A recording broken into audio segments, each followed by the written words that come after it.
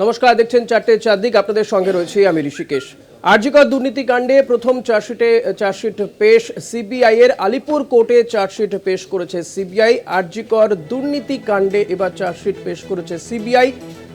আলিপুর কোর্টে এই চার্জশিট পেশ করা হয়েছে বলে জানা যাচ্ছে।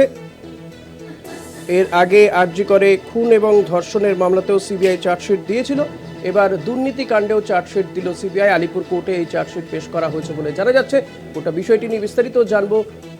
প্রতিনিধি রিয়া মাঝি রয়েছেন আমার সঙ্গে নিউজ রুমে। রিয়া, এই যে দুর্নীতি সম্পর্কিত যে চার্জশিট সিবিআই দিয়েছে, আরজিকরের যে দুর্নীতি সম্পর্কিত, এই চার্জশিটে ঠিক কি উল্লেখ করা হয়েছে, কি রয়েছে তাতে?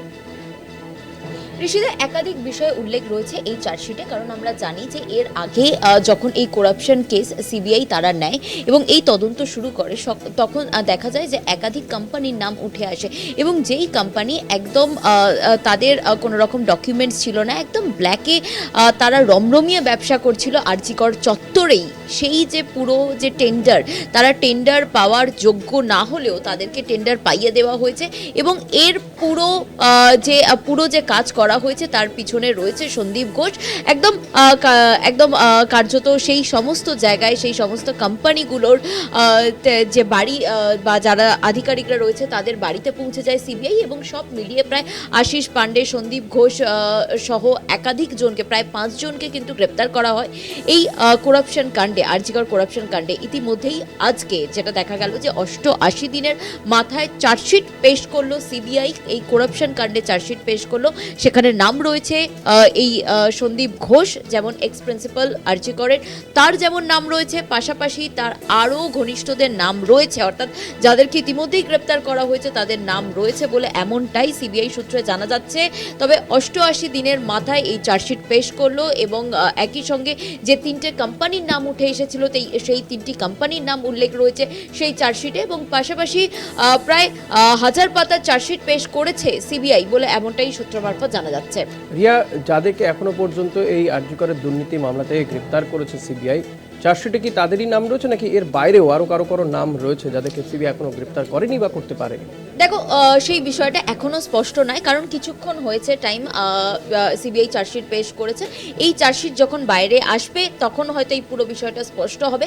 তবে ইতিমধ্যেই যেমনটা জানা যাচ্ছে যে আশিস পান্ডে, যাকে 5 নম্বর গ্রেপ্তার করা হয়েছিল, তার আগেও আরও একাধিক ছিল যাদের যেই সব কোম্পানিগুলোর নাম উঠে এসেছিল, মা তারা থেকে আরম্ভ করে একাধিক কোম্পানির নাম উঠে এসেছিল এবং 3টে কোম্পানি অত্যন্ত হাইলাইট হয়েছিল, সেখানে এই মা তারা ছিল।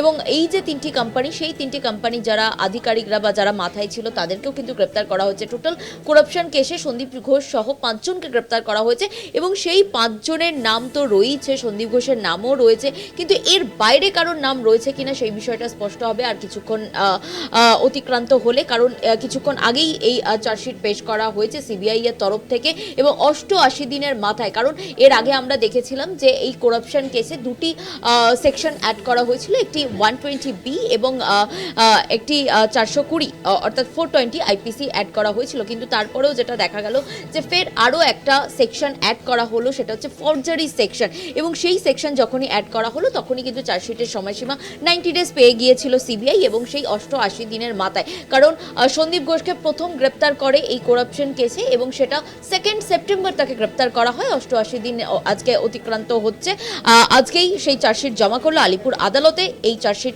জমা করলো সিবিআই। অনেক ধন্যবাদ রিয়া।